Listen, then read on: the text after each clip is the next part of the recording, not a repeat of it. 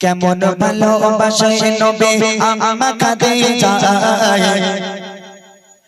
কেমন ভালোবাসে নবী আম্মা খাদিজা, যে ভালোবাসায় খুশি হতে আল্লাহ দয়াময়, যে ভালোবাসায় খুশি হতে আল্লাহ দয়াময়। কেমন ভালোবাসে নবী আম্মা খাদিজা, কেমন ভালোবাসে নবী আম্মা খাদিজা, যে ভালোবাসায় খুশি হতে আল্লাহ দয়াময়, যে ভালোবাসায় খুশি হতে আল্লাহ দয়াময়।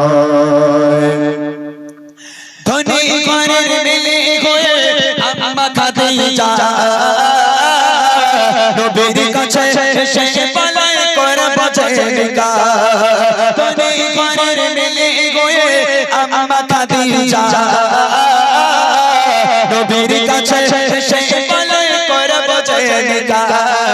নবী বলে ও খাদিজা কেন চাও আমায়, নবী বলে ও খাদিজা কেন চাও আমায়।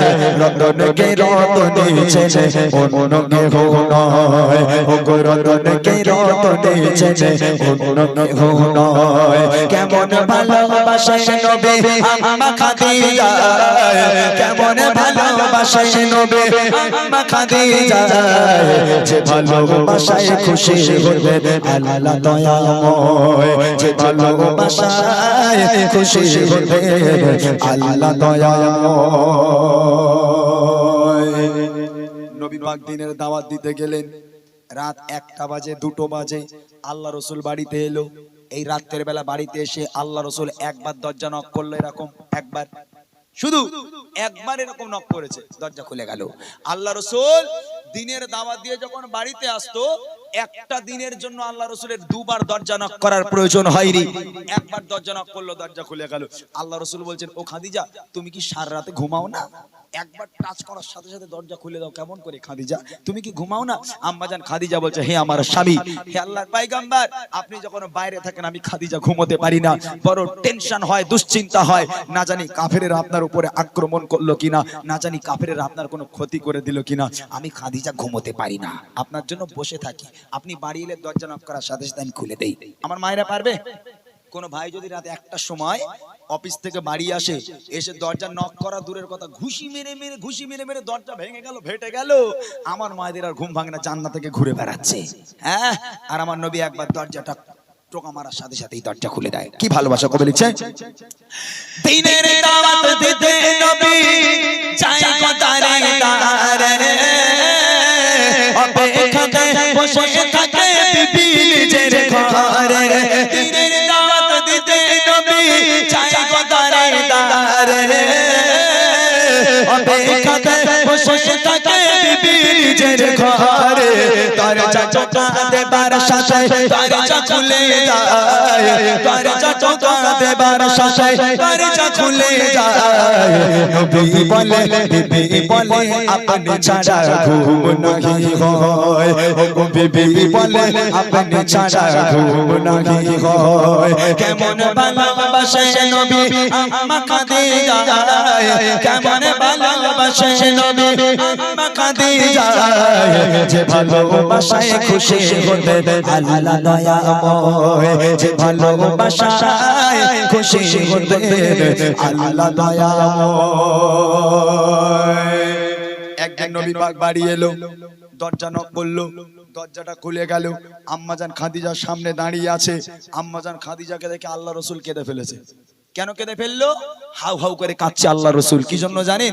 আল্লাহ রসুল দেখছে আম্মাজান খাদিজার জামাটা এমন ভাবে ছিঁড়ে গেছে, ও জামা সেলাইও করা যাবে না, তাবলিও মারা যাবে না। এই দৃশ্য দেখে আল্লাহ রসুল আর নিজেকে ধরে রাখতে পারলো না, হাউ হাউ করে কেঁদে ফেললো। ও খাদিজা, তুমি কোন ঘরের মেয়ে? তোমার আব্বাজানের এত জায়গা জমি, এত সম্পত্তির মালিক তোমরা, সব সোনাদানা গুলো এনে আমি নবী আমার পথে তুমি কুরবানি করে দিলে, দ্বীনের ইসলামের জন্য কুরবানি করে দিলে। ও খাদিজা, তোমার অবস্থা এখন কি? তোমার জামাটা এমন ভাবে ছিঁড়ে গেছে, আমি সেলাইও করে দিতে পারবো না। ও খাদিজা, আমি তোমাকে ভালো রাখতে পারলাম না। আম্মাজান খাদিজা আল্লাহ রসুলকে জড়িয়ে ধরে বলেছিল, হে আমার স্বামী, আমি আপনার কাছে অনেক ভালো আছি, তবে আমার 3টে আবদার আছে, রাখবেন? কি আবদার খাদিজা তোমার? প্রথম আবদার, আমি খাদিজা যেদিন ইন্তেকাল হয়ে যাব, আমি খাদিজা যখন মারা যাব, দোকান থেকে কাফন কিনে পড়ালে হবে না, তাহলে আপনার এই জুব্বা, আপনার এই পিরান মোবারক আমাকে কাফন করে দিতে হবে। দ্বিতীয় নম্বর আবদার হলো, আমি খাদিজা যখন আমাকে কবরে শোয়ানো হবে, কবরে শোয়ানোর আগে আপনি নিজে কবরে নামবেন, নিজে কবরে নেমে কবরের চারপাশটা একবার হাঁটবেন, কেননা কবরের আযাবের ভয় পাই আমি খাদিজা। কবর যদি আমাকে আযাব দেয়, যদি পিষে দেয়, আপনার পায়ে ছাপ থাকলে কবর আমাকে আর পিষতে পারবে না। আর তৃতীয় নম্বর আবদার হলো, মুনকার নাকির ফারিস্তারা যতক্ষণ পর্যন্ত আমার সওয়ালের জবাব না করবে, আমার কবরের ধারে আপনাকে বসে থাকতে হবে, আপনি বাড়ি যেতে পারবেন না। আপনি কি রাখবেন এই তিনটে আবদার? আল্লাহ রাসূল বলছে, ও খাদিজা, আমি তোমার তিনটে আবদার কবুল করে নিলাম, তিনটাই আবদার রাখবো। এবার দেখেন কি হয়। বিবি বলে, ও গো স্বামী, মরণের পরে কবরে শোয়াবেন আমায়, জুম্মা কাফন করে, কবরের চারিপাশে ঘুরবে ঘেটে ঘেটে, কবর জানো নাই পারে আমায় পিষে দিতে, থাকবে বসে ফারিস্তাদের সওয়ালের সময়, থাকবে বসে ফারিস্তাদের সওয়ালের সময়, কবরের কঠিন আযাব বড়ই ভয়ের হয়, কবরের কঠিন আযাব বড়ই ভয়ের হয়। কেমন ভালোবাসে নবী আম্মা খাদিজা, কেমন ভালোবাসে নবী আম্মা খাদিজা, যে ভালোবাসায় খুশি হতে আল্লাহ দয়াময়, যে ভালোবাসায় খুশি হতে আল্লাহ দয়াময়। ইন্তেকাল হয়ে গেল, আম্মাজান খাদিজা মারা গেল।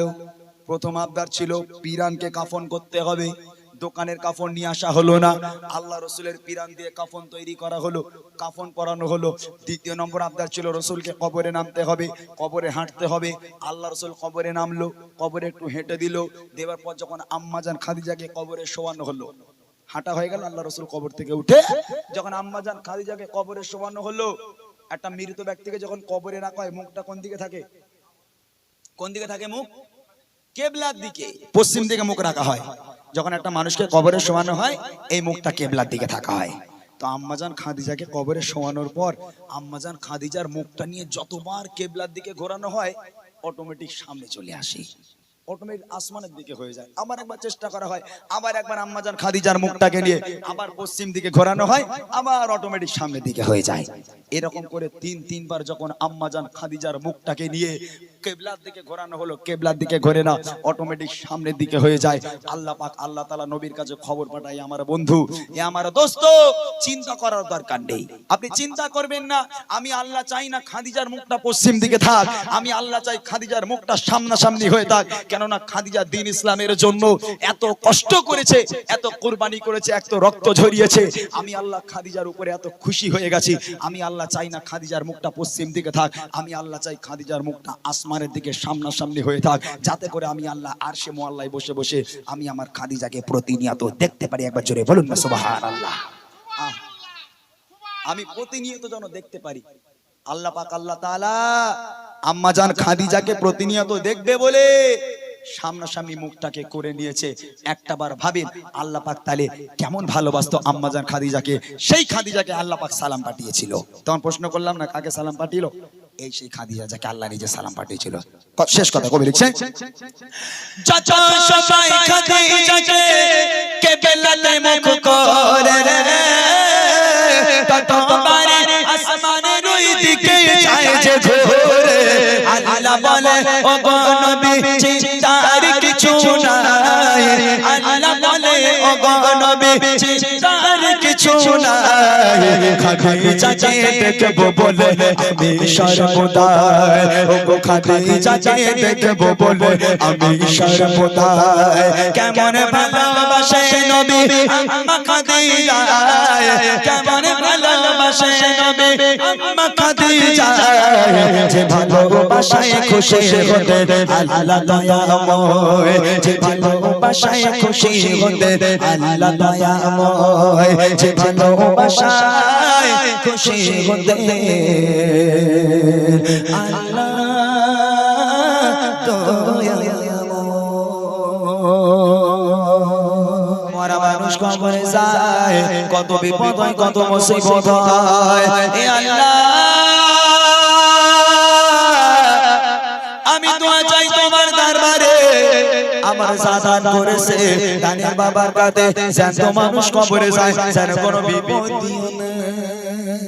বলে মায়েরা কি বলবো, ও খালারা কি বলবো, ও বাবুরা কি বলবো, দেখতে দেখতে এক তালা নয়, দুই তালা নয়, সাত তালা জাহাজ পানির তলায় ঢুকে গেল। এইরকম ঘটনা যদি বলে বক্তারা, ওরে আল্লাহ, মায়েরা একদম ঘরের কোণে বসে বসে চুপ করে শুনবার, চোখ দিয়ে টপ টপ করে পানি পড়বে। সে ওয়াজ এখন আর শোনে বলে মনে হয় না। তবে এই গজলটা আপনারা একটু শোনেন। আম্মাজান খাদিজার মর্যাদা কেমন, আল্লাহ রসুলের সঙ্গে খাদিজা কেমন প্রেম করতো, কেমন ভালোবাসতো। আর আমার ঘরের স্বামী স্ত্রীরা তারা কি সুন্দর প্রেম করে, এখন এই গজল থেকে বোঝা যাবে। মনোযোগ দিয়ে শুনেন। আম্মাজান খাদিজাতুল কুবরা রাদিয়াল্লাহু তাআলা আনহা, তিনি বড় লোকের মেয়ে। আম্মাজান খাদিজার আব্বাজানের অনেক সয় সম্পত্তি, জায়গা জমির মালিক আম্মাজান খাদিজা, অনেক সোনাদানার মালিক ছিল আম্মাজান খাদিজা। একদিন আম্মাজান খাদিজা আল্লাহ রসুলের কাছে এলো, হে আল্লাহর পয়গম্বর, হে নবী, আমি খাদিজা আপনাকে বিয়ে করতে চাই, আমি আপনাকে প্রস্তাব দিতে এলাম, আপনি কি আমাকে বিয়ে করবেন? আল্লাহ রসুল বলছে, ও খাদিজা, তুমি কোথায় আর আমি কোথায়? তোমার আব্বাজানের এত জায়গা জমি, এত সয় সম্পত্তি, এত জায়গা জমির মালিক তোমরা, আর আমি মোহাম্মদ, আমার তো খাওয়া হয় না, পেটে পাথর বেঁধে রাখি, তুমি আমাকে কেন বিয়ে করবে? আম্মাজান খাদিজা বলেছিল, হে আল্লাহর পয়গম্বর, রতনকে রতনই চেনে, আমি জানি আপনি কেমন মানুষ, আমি আপনাকে কথা দিচ্ছি আপনার দিনের দাওয়াতের সঙ্গী হব। আপনি যখন দিনের দাওয়াত দিতে যাবেন, আপনার ভাত রান্না করে খাওয়াবো, আপনার জামা কাপড় আমি খাদিজা কেচে দেব, আপনি আমাকে নিরাশ করবেন না, আপনি আমাকে বিয়ে করেন। দুজনের বিয়ে হলো।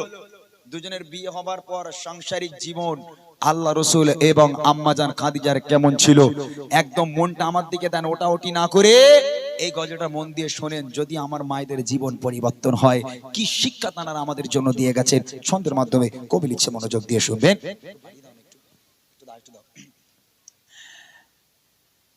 কেমন ভালোবাসে নবী আম্মা খাদিজা।